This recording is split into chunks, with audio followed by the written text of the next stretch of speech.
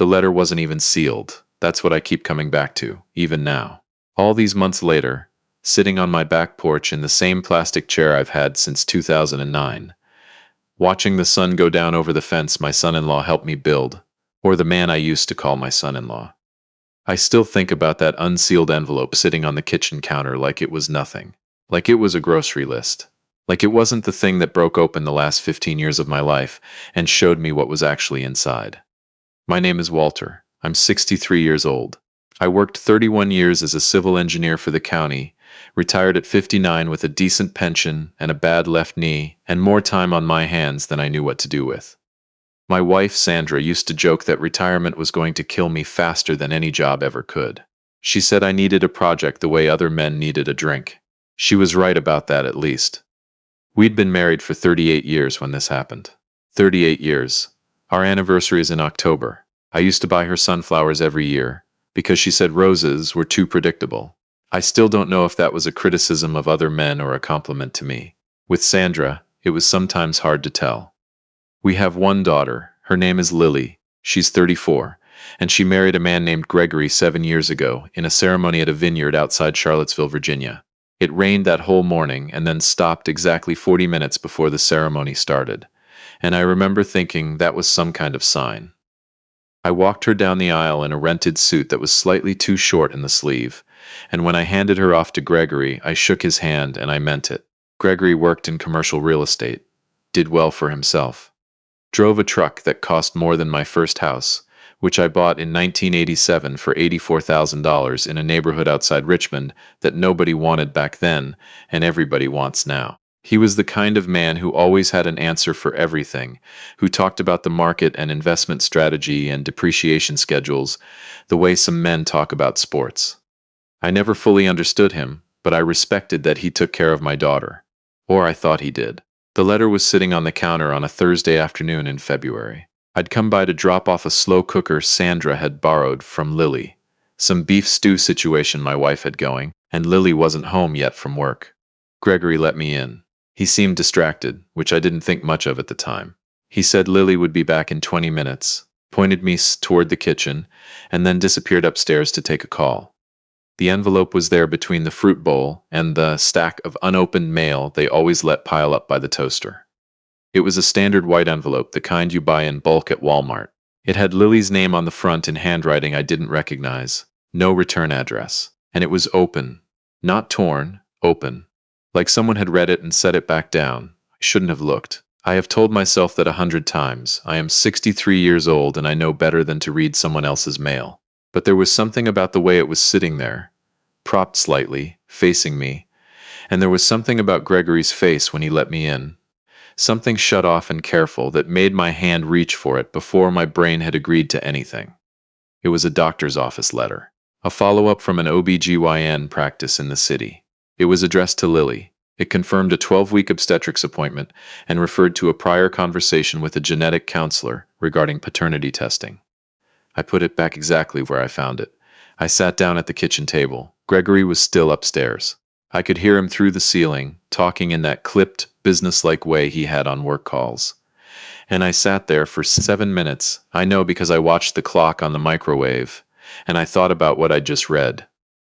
That part alone would have been news, because she hadn't told us yet. But the other part, the genetic counselor, the paternity testing, that wasn't something you scheduled when things were fine. When Gregory came back downstairs, I told him Sandra had called and I needed to get home. I don't think he believed me, but he walked me to the door and we said our goodbyes the way we always did, and I drove home in a silence so complete I forgot to turn the radio on. I didn't tell Sandra. I want to be clear about that. I know some people in my position would have gone straight to their spouse, but Sandra and Lily have always had a closeness that I never entirely fit into, not in a bad way, just the natural way of mothers and daughters. And I knew that if I told Sandra before I knew more, it would become a thing, and once it became a thing, there'd be no managing it. So I kept it to myself and I thought about it for 4 days. On Monday morning, Lily called me, not her mother, me. She asked if I could come by for lunch. Just us. I said yes. She was already crying when she opened the door. Not the soft, private kind of crying, the kind that had been going on for a while, the kind that makes a person's whole face look exhausted. She'd made soup, tomato. There were 2 bowls on the table and neither of us touched them. She told me she was pregnant, 12 weeks. I said I knew, and I explained about the letter, and I thought she might be upset that I'd seen it. But she just nodded, like she'd already accepted that the universe was going to handle things in whatever order it wanted. Then she told me the rest. She said it had been going on for just under a year. She said it wasn't Gregory's. She said the man, and she told me his name, which I will not repeat here, and which I have not said out loud since that day, was someone she'd met through work, a colleague, someone who traveled the same conference circuit she did, someone who had been in her life in this parallel compartmentalized way for 11 months before she finally ended it in January. She ended it in January. The baby was due in August. She said she was sorry. She said it in 4 or 5 different ways, the way people do when they know sorry isn't close to sufficient, but they don't have another word. She said she'd told Gregory. She said Gregory knew about the paternity question, which was why they'd been to the genetic counselor, which was why the appointment letter existed in the first place. I asked her what Gregory had said. She said he was trying. She said he was devastated, but he was trying. She said his mother had been calling her, my son-in-law's mother, telling Lily that Gregory was a good man, and that families went through difficult things, and that a baby was a blessing regardless of circumstance, and that Lily needed to do whatever it took to hold her marriage together.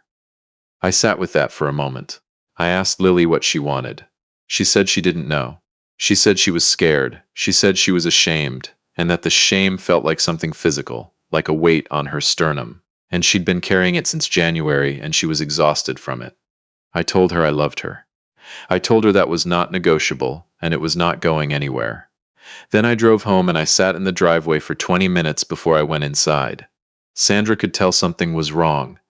She has been able to tell something is wrong with me since approximately 1991, so I'm not sure why I thought I could hide it. I told her I was tired. She let me have that for one evening. The next morning, over coffee, she asked me again. I told her. I want to say that what happened next surprised me. But I think the honest answer is that I'd been bracing for it from the moment I sat down at Lily's kitchen table and understood what I was hearing. Sandra cried. That part I expected. Sandra got quiet, that part too. What I did not expect was what came 3 days later, when Sandra and I went over to Lily's house for what I thought was going to be a quiet family conversation. Gregory's parents were there. His mother, Vivian, a woman I had always found pleasant in a performative kind of way, and his father, Arthur, who had the particular bearing of a man who was accustomed to being the most important person in any room. They were sitting in Lily's living room on the good couch, and they had clearly been there long enough to feel at home. Vivian stood up when we walked in and hugged Sandra like they were old friends, which they were not. Arthur shook my hand. Gregory was sitting in the armchair by the window. He looked like a man who hadn't slept in weeks, which, to be fair, was probably accurate. I understood within about 90 seconds that this was not a conversation. It was a presentation. Vivienne did most of the talking. She said that what Lily had done was wrong. She acknowledged that directly, and I'll give her credit for it. She said Gregory had been deeply hurt. She said all of that, and then she kept going. She said that the baby was innocent. She said that a child deserved to come into a stable family. She said that Gregory had grown up in a home where his parents had faced difficulties and worked through them, and that she truly believed that a marriage was worth fighting for. She looked at me when she said that last part. Not at Sandra. At me. Then Arthur spoke. He said that Walter, he used my name, deliberate and direct, needed to encourage his daughter to recommit to this marriage. He said that Lily was going through something, and that it was a family's job to hold things together, not to let them fall apart. He said Gregory was willing to consider raising this child as his own, and that took character, and that it deserved to be met with equal character from Lily's side. He said the word character 3 times. I counted. Sandra was nodding at some of this, not because she agreed, I think, but because she was in shock, and nodding felt safer than the alternative. Lily was staring at the floor. Gregory was looking out the window. When Arthur finished, there was a pause that I think everyone in the room intended for me to fill with agreement. I didn't fill it with agreement. I said I appreciated them coming. I said that I could see they loved their son. I said that I had listened carefully to everything they'd said. Then I said that what Lily did and how Lily chose to repair or not repair her marriage was between Lily and Gregory, and that it was not a situation where anyone in that room, including me, including Sandra, had standing to make demands or issue expectations. I said that if Gregory chose to raise this child, that was an extraordinary thing, and I would respect it. I said that if Gregory chose not to, that was also his right, and I would respect that too. I said that the one thing I was not going to do was sit in my daughter's living room and be told that my job was to pressure her into a particular outcome to benefit another family's comfort. Vivienne's face did something complicated. Arthur started to say something about responsibility and about how the choices of one person affected everyone around them. And I said that he was absolutely right. And that's exactly why I wasn't going to let this meeting become something my daughter had to recover from, on top of everything else she was already recovering from. There was a silence. We left shortly after. Sandra and I drove home and didn't speak for most of the ride, which for us, after 38 years, is its own kind of language. I want to be honest about what happened inside me over the weeks that followed, because I think if I smooth it over, it won't be true, and if it's not true, there's no point in saying it. I was angry at Lily. I need to say that plainly. Not in the way that meant I loved her less. That's not how it works. Not for me, not with your child. But in the way that meant I was up at 2 in the morning running the same loop over and over. 11 months. 11 months of conference calls and hotel rooms and a whole second life running alongside the one I thought I knew. I thought about Gregory, who I had never been entirely warm toward, but who had, as far as I knew, been faithful and present. I thought about what it meant to build something over years and have it mean something different to the other person than it meant to you. I know that territory. In a different way. I've been married long enough to know that marriages have rooms you don't always enter together. But I had not known it like this. I went to see Gregory alone about 3 weeks after that meeting. I didn't tell Sandra. I didn't tell Lily. I drove to his office on a Wednesday afternoon and I sat in the parking lot for 10 minutes deciding if this was a good idea. It wasn't, probably. But I went in anyway. His assistant let me up. Gregory came out of his office looking like he'd aged 4 years and a month. We went to the small conference room with the glass walls and the view of the highway. He sat across the table from me. Neither of us had coffee. I told him I hadn't come to argue or to make anything harder. I told him I came because I thought he deserved to hear from me directly that I was not going to be the kind of father-in-law who pressured my daughter to stay in her marriage as a favor to anyone. And I told him, and this is the part I had been rehearsing since I got in the car, that whatever he decided, I would not stand in the way of it. If he wanted to divorce Lily, I would support that process being fair and clean. If he wanted to try again, I would respect that too. But I was not there to negotiate for him. I was there because he was a man who'd been genuinely wronged, and he deserved to have someone say that to his face instead of maneuvering around it. He sat there for a long moment. Then he said quietly that he didn't know what he was going to do. He said every morning he woke up and made the decision again. He said some mornings he decided to stay, and some mornings he decided to leave, and he hadn't had a morning yet where he knew. I told him that sounded honest. He said it was the most honest thing about him lately. I shook his hand when I left. I meant it. The genetic test results came in about 6 weeks later. The baby was not Gregory's. I don't know exactly what happened after that, not day to day, but what I know is that Gregory and Lily separated in April. The divorce was filed in May. Gregory moved back to his parents' house in Northern Virginia, which I think surprised him more than anyone. The other man, the colleague, I learned through Lily that he had known about the pregnancy from the beginning. He had also, it turned out, a wife and 2 children of his own in another state, a fact that Lily had not known until after she ended things. When Lily told him she was keeping the baby, he hired a lawyer. His lawyer sent a letter about parental rights and financial arrangement that was, by Lily's account, thorough and cold, and completely free of anything resembling accountability. It's a particular kind of person. I don't have a word for it that I can say in decent company. Vivienne called me twice in April. Once to tell me that Gregory was devastated and that she hoped I understood what my daughter had done to her son. I told her I did understand, and I was sorry for Gregory's pain.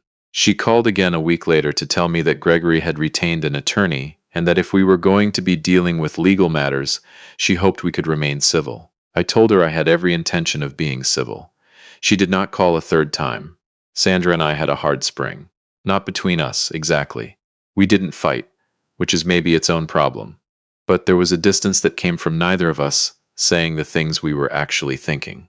She was more forgiving than I was, faster to move toward Lily with open arms, and I understood that, but it also left me feeling like I was standing outside something I was supposed to be part of. I told her that eventually. On the back porch in May, after a dinner where nobody said much. I told her I was still angry and I wasn't going to pretend otherwise, and she told me she was angry too. She was just further along in it. That helped, actually. To know she was further along, not that she'd skipped it. Lily moved into an apartment in June, about 4 miles from us. We helped her move. I carried boxes and assembled the crib from a flat-pack kit that had 47 pieces, and instructions that appeared to have been translated from Swedish by someone who did not speak English as a first language. It took me 3 hours. Lily sat on the floor next to me the whole time, handing me screws, and we didn't talk about any of it. We talked about the apartment's natural light and whether the neighborhood had a good coffee shop and what she was going to name the baby. She was thinking about the name Frances for a girl. After my mother, I didn't say anything for a moment. Then I said Frances was a good name. The baby was born in August, a girl, 7 pounds, 4 ounces. Lily named her Frances May, the May from Sandra's middle name, and when the nurse put her in my arms in the hospital room, with the bad fluorescent lighting and the dry recycled air, I did not think about Gregory, or about the other man, or about any of the wreckage of the past 7 months. I thought about how small her hands were, and how loud she was for someone that size, and how she smelled like something new. I stayed for 2 hours. Then I went home and sat on the back porch in the dark. It had been one of the hardest years of my life. Not the hardest. I've had losses that make this look like a detour. But hard in its own specific way, the way that things are hard when they happen to people you love, and you can't fix them and you weren't consulted. I am not a man who talks easily about the things that hurt me. I know that. Sandra knows that. Lily knows that. It took me until I was in my 50s to understand that staying quiet about pain isn't the same thing as handling it, and understanding something and doing something about it are two different skills that I have not always developed at the same pace. But I want to say this clearly, because it's the thing I kept coming back to through all of it. Nobody in that living room, not Vivienne, not Arthur, not Sandra, being kind in the way only Sandra can, nobody gets to decide what my daughter owes to another family's comfort. Not while I'm standing there. That's not pride. That's not stubbornness. That's the one job I've had longer than any other job I've ever worked, and I am not going to retire from it to make a room feel more comfortable. Gregory is doing better from what I hear. He's seeing someone, apparently. I hope that's true. He's a man who got dealt a genuinely bad hand, and I have never wished him anything but okay. The other man, I hope his lawyer's retainer was worth it. That's the most charitable thing I can say. Lily is doing the hard work of figuring out who she is on the other side of something like this. I watch her with Frances and I see a seriousness in her that wasn't there before. A kind of deliberateness, not heaviness, not sadness, but the way a person moves when they understand that time is not infinite and choices have weight. I don't know what she went looking for in those 11 months. I have my guesses. They are not my guesses to announce. What I know is she's my daughter, and Frances May is my granddaughter. And on Sunday mornings when they come over, and Sandra makes too many pancakes, and Frances sits in the high chair I found at a garage sale for $12 and throws pieces of banana onto the floor, with the specific satisfaction of someone who has discovered a new superpower. On those mornings, I am not thinking about any of it. I'm just sitting at my own kitchen table, drinking my coffee, watching those two eat breakfast. That's the whole job when you strip everything else away. Show up. Keep showing up. Don't let anyone in a room talk you into abandoning the only people you were actually put here to protect. The chair on the back porch is the same one I've had since 2009. It needs to be replaced, and I keep not replacing it, and I think maybe that's just who I am.